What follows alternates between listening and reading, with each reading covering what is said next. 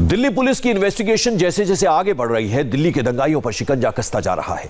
Delhi police की पूरी investigation report आपको दिखाएं, उससे पहले राहुल गांधी की बातें आपको सुनाते हैं। किसान आंदोलन के बहाने राहुल गांधी ने एक बार फिर सरकार पर हमला बोला है और सरकार पर आंदोलन को दबाने का आरोप लगाया है। सरकार किलाबंदी क्यों कर रही है? क्या ये किसानों से डरते हैं? क्या किसान दुश्मन है? मैंने कहा है कि किसान हिंदुस्तान की स्ट्रेंथ है, शक्ति है, और इसको दबाना, मारना, धमकाना सरकार का काम नहीं है। सरकार का काम किसान से बात करने का है और इस समस्या को रिजॉल्व करने का है। मैं किसानों को बहुत अच्छी तरह जानता हूं, ये नहीं जाएंगे, पीछे नहीं हटेंगे। अंत में सरकार को ही हटना पड़ेगा। फायदा है सबका कि आज हट जाए। और किसानों के नाम पर पॉलिटिक्स हाई है, तो दूसरी तरफ दिल्ली पुलिस सिस्टमैटिक और साइंटिफिक तरीके से अपनी जांच को आगे बढ़ा रही है। आज पुलिस ने लाल किले में झंडा फहराने और लोगों को उकसाने वाले 8 दंगाइयों का सुराग देने पर इनाम का ऐलान किया है। इन आरोपियों में सबसे बड़ा नाम है दीप सिद्धू का, जो 26 जनवरी को दंगाइयों की भीड़ के साथ लाल किले के पास मौजूद भी था। जो भी शख्स दीप सिद्धू के बारे में सुराग देगा उसे 1 लाख का इनाम दिया जाएगा। दीप सिद्धू के अलावा जुगराज सिंह, गुरजीत सिंह और गुरजंत सिंह के बारे में बताने वालों को भी 1 लाख रुपए का इनाम दिया जाएगा। पुलिस ने इसके अलावा जसबीर सिंह, बूटा सिंह, सुखदेव सिंह और इकबाल सिंह की पहचान बताने वालों को भी 50,000 रुपए का इनाम देने का ऐलान किया है।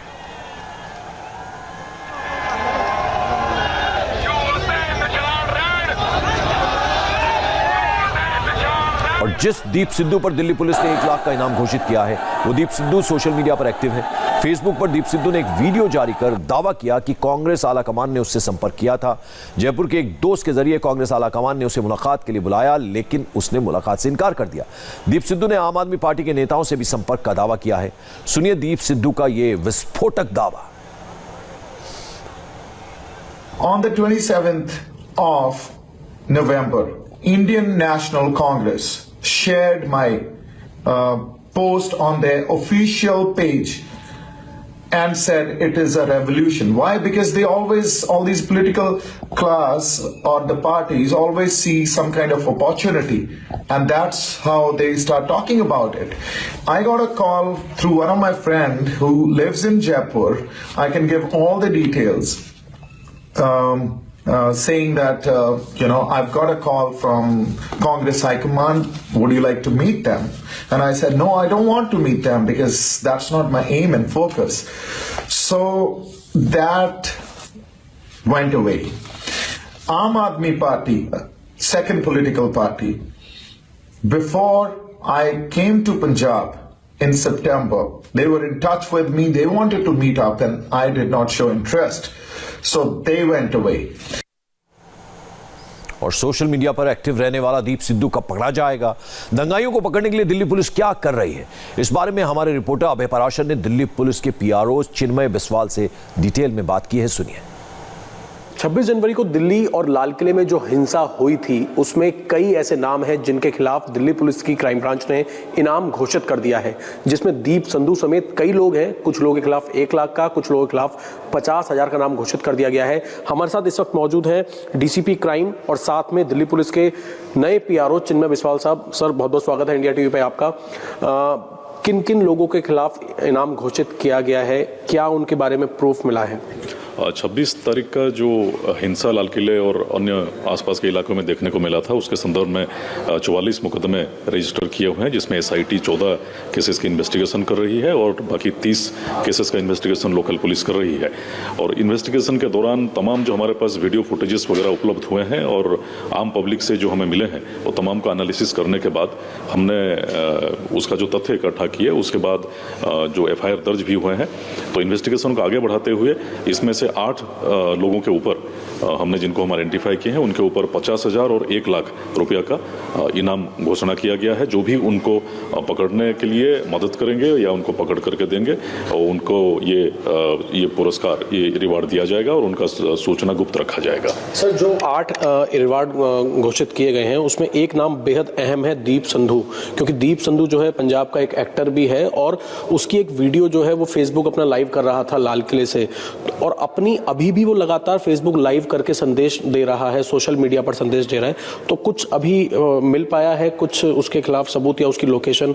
लोग ये जानना चाहते हैं कि जो शख्स सोशल मीडिया पर आ रहा है उस तक कब तक पुलिस पहुंच जाएगी और लोगों से क्या अपील करेंगे? देखिए, लगातार हमारी स्पेशल इन्वेस्टिगेशन टीम इसकी जांच कर रही है और उसके ऊपर हमारी टीम काम कर रहे हैं और इसीलिए हमें पब्लिक से मदद के लिए और अन्य पुलिस बलों के द्वारा ये मदद पाने के लिए हमने उसके ऊपर 1 लाख रुपया का रिवार्ड हमने घोषणा किया है और उसको हम लोग जल्दी उसके पास पहुंचेंगे। लाल किले में जो हिंसा हुई है उसकी कई सारी वीडियो हम लोगों के पास भी आई हैं। दीप सिंधु समेत ऐसी वीडियोस हैं जिसमें ट्रैक्टर जो है लाल किले के पास तक पहुंच रहा है, वहां पर बसों में तोड़फोड़ की जा रही है, जो एएसआई की रिपोर्ट कोतवाली थाने में दी गई है। उन तमाम वीडियोस को आप लोग एनालाइज कर रहे हैं, क्योंकि ये 8 लोग जो हैं इनके बारे में बताया जा रहा है कि जो झंडा फहराने में ये लोग भी शामिल हैं। ये 8 लोग जो झंडा फहराया इन्होंने धार्मिक झंडा। देखिए, अभी तक इतना ही कहना काफ़ी होगा कि ये लोग लाल किले और आसपास के हिंसा में शामिल होने पर ही इनके खिलाफ मुकदमा दर्ज किया गया है और इनकी भूमिका कुछ अहम होने की वजह से ही इनके ऊपर 1,000 और 50,000 1 लाख और 50,000 रुपया का इनाम घोषित किया गया है। और हमारे पास 1000 से ज़्यादा वीडियोज़ अभी मौजूद हैं। हमारे पास नए नए वीडियोज़ भी हमारे सामने आ रहे हैं, पब्लिक हमारे साथ साझा कर रहे हैं। उन तमाम चीज़ों का हम लोग निरीक्षण कर रहे हैं और इन्वेस्टिगेशन में शामिल कर रहे हैं। जितने भी लोग इस वायलेंस में शामिल थे, दोषी थे, उन सबको एक एक करके हम लोग उनके पास तक पहुंचेंगे। दिल्ली पुलिस की जांच कहां तक पहुंची है, यह आपने जाना। अब आपको 26 जनवरी के दिन हुए दंगे की टाइमलाइन समझाते हैं।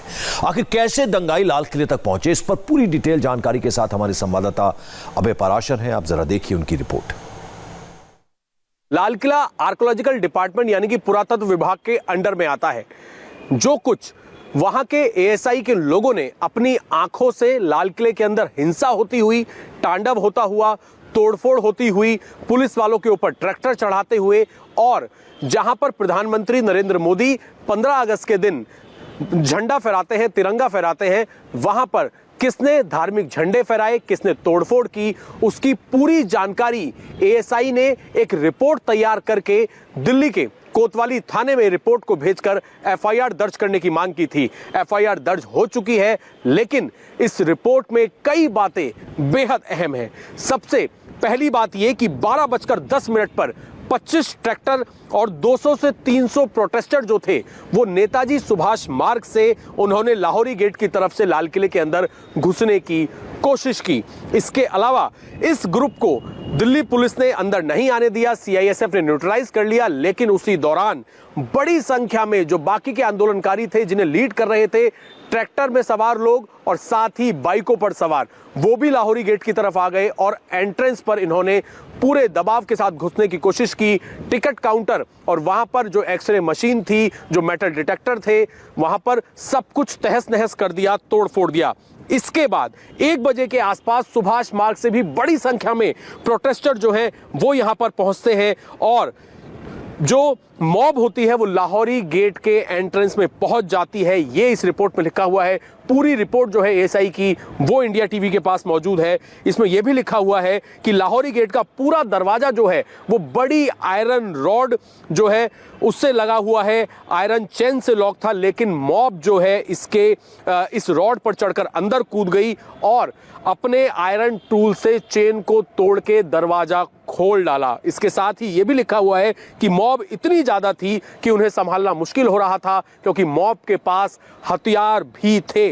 इसके साथ ही बड़ी संख्या में भीड़ रैंपोर्ट की तरफ भागी और जबरदस्ती एक झंडा उस पोल पर फहराया जिस पोल पर प्रधानमंत्री मोदी 15 अगस्त को स्वतंत्रता दिवस के दिन तिरंगा फहराते हैं। इसके साथ ही इस रिपोर्ट में यह बात लिखी हुई है कि भीड़ को किले की दीवार की तरफ चार्ज किया गया। यहां एक्सिस्टिंग इलेक्ट्रिकल केबल के जरिए उनके द्वारा लाई गई जो नोटेड रस्सी थी जिसको वो लेकर आए थे, उसके साथ वो ऊपर चढ़ने लगे। साथ ही दीवार पर चढ़कर 2 और 3 लोगों ने पोल पर 2 और झंडे लगाए। इसी दौरान 7 में से 2 छोटे बुर्जिस डोमिस निकाल लिए गए, इसीलिए थेफ्ट का सेक्शन भी इसके अंदर दर्ज किया गया है।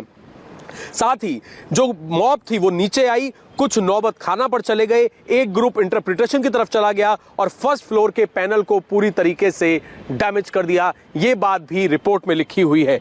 5 बजे के आसपास जो लाल किले का कॉम्प्लेक्स है उसके अंदर से भीड़ को इवैक्यूएट कर लिया गया था, लेकिन ये भी जांच के अंदर पाया एएसआई ने कि दीप सिद्धू, इकबाल सिंह, जुगराज सिंह और अन्य वॉलेट और अवैध मॉल का हिस्सा थे और इस वजह से 26 जनवरी के दिन लाल किले पर हिंसा हुई और जो सामान डैमेज हुआ है उसकी रिपोर्ट भी, जो पूरी रिपोर्ट है वो एएसआई यानी कि आर्कोलॉजिकल डिपार्टमेंट ने दिल्ली पुलिस को सौंपी है और उसी आधार पर कोतवाली थाने में एक मुकदमा दर्ज किया गया है जिसमें लाल किले पर जो हिंसा फैलाई गई उपद्रवियों द्वारा, उसमें दीप सिद्धू, लखा सधाना का नाम भी शामिल किया गया है और पुलिस इस पूरे मामले की तफ्तीश यूएपीए और साथ ही सेडिशन के यानी कि देशद्रोह के मुकदमे के हिसाब से भी जांच की जा रही है और सभी आरोपियों को पकड़ने की कोशिश की जा रही है। कैमरामैन दिनेश चंद के साथ अभय पराशर, इंडिया टीवी, दिल्ली। किसान आंदोलन से एक तरफ सरकार पर दबाव बना हुआ है तो वहीं दूसरी तरफ 70 दिन से उन लोगों की परेशानी काफी बढ़ गई है जो धरना स्थल के आसपास के गांवों में रहते हैं। सिंघू बॉर्डर से दीक्षा पांडे ने एक रिपोर्ट भेजी है, जरा वो भी देखिए। सिंघू बॉर्डर पर किसानों के प्रदर्शन को चल रहे 70 दिन बीत चुके हैं और अभी भी किसान टस से मस होने को तैयार नहीं है। लेकिन इस प्रदर्शन की वजह से लोगों को क्या दिक्कतें हो रही हैं इसका अंदाज़ा लगाना हम सभी को बेहद ज़रूरी है। ना सिर्फ यहाँ के आसपास के लोगों को बल्कि दिल्ली से कोंडली की तरफ जाकर नौकरी के लिए जाने वाले लोगों को बहुत सारी दिक्कतें हो रही हैं। सबसे पहले एक मैं आपको तस्वीर दिखाती हूँ। दरअसल जब आप दिल्ली की तरफ से आते हैं तो ये जो सीधा रास्ता यानी जो जीटी करनाल रोड जो आप तस्वीरों में देख रहे हैं ये जीटी करनाल रोड है और आगे जाकर ये सिंघू बॉर्डर आगे पड़ता है जहां पर प्रदर्शन चल रहा है। लेकिन उस रास्ते को पूरी तरह से ब्लॉक किया गया है प्रदर्शनकारियों की तरफ से। उसके साथ ही सुरक्षा के मद्देनजर एहतियातन यहां पर पुलिस ने भी सुरक्षा बढ़ाई है। इसके चलते कई लेयर बैरिकेडिंग पहले से कर दी गई है। लेकिन इसी जीटी करनाल रोड से बाईं तरफ अगर आप देखें तो एक रास्ता कट रहा है यहाँ पर। ये इसको लोग नाले वाला रास्ता बोलते हैं। दरअसल इस जीटी करनाल रोड के आसपास तकरीबन 14 से 15 गांव हैं और यहाँ के लोग पूरी तरह से अब घरों में बंद हैं या फिर उन्हें खेतों के रास्तों का इस्तेमाल करना पड़ता है। कई लोग यहाँ पर मौजूद हैं। आपका नाम क्या है भैया? अजय कुमार। कहाँ जा रहे हैं आप? हम बॉर्डर जा रहे हैं पार करके ना ड्यूटी काम के लिए। ये आप आसपास रहते हैं? नहीं, दिल्ली रहते हैं हम लोग। दिल्ली से आए हैं? हाँ जी। कहाँ पर काम करते हैं आप? ये कुंडली कुंडली बॉर्डर के पार करते काम करते हैं। कब से आप जब से नौकरी कर रहे हैं आप? यहाँ तो हो गए 1 साल से हो गया। 1 साल हो गए। प्रदर्शन चल रहा है, उसको क्या असर पड़ा है? ये तो बहुत काम में नहीं है और पैदल जाना पैदल आना आधा 1 घंटा तो मैं यहीं पे लग जाता है। नहीं, पहले आप समझाइए जरा लोगों को कि आप पहले कैसे जाते थे? पहले यहाँ से सीधे जाते थे हम। मतलब आप जीटी करनाल रोड पर सीधे? हाँ, कुंडली लेकर जाते थे। यहाँ से अब खेतों में होकर कीकड़ में होकर जाना पड़ रहा है। अच्छा, हाँ जी। आप जब सीधे जाते थे कुंडली कितना वक्त लगता था? या 15-20 मिनट लगती थी। मतलब जो बाईपास से यहाँ तक अपने घर से, हाँ 15 से 20 मिनट में पहुँच जाते थे। और यहाँ से पैदल ही 1 घंटा लग जाता है, 1-1.5 घंटा। 7 बजे छुट्टी होती है, 8 साढ़े 8 बजे यहाँ पे आते हैं हम एक कीकड़ में होके। मतलब कीकड़ों में होकर हाँ जी, हाँ जी। इस रोड तक आप आने में 1 घंटे लग जाते हैं हमें। प्रदर्शन तो हो रहा है, हाँ आम लोगों को कितनी दिक्कतें हो रही हैं? बहुत सारी दिक्कतें हैं जी। दिक्कत का सामना करना पड़ रहा, गाड़ियाँ मिलती नहीं है, गाड़ी वाले ज़्यादा पैसे मांगते लेट होने के बाद। प्रॉब्लम तो यही है, घर से जल्दी निकलना पड़ता है, घर लेट पहुंचते हैं। नौकरी पर क्या असर पड़ा है? नौकरी पे पड़ा है कि कंपनियां बंद है, पैसे नहीं मिलते, काम नहीं होगा तो पैसे कहाँ से मालिक देंगे।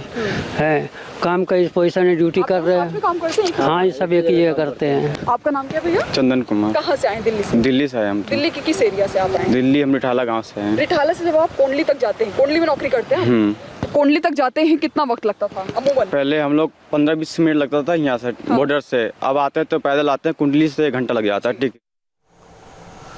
और तेजस का तेज, राफेल की गर्जना, हिंदुस्तान के वायु वीरों का शक्ति प्रदर्शन इस ब्रेक के बाद।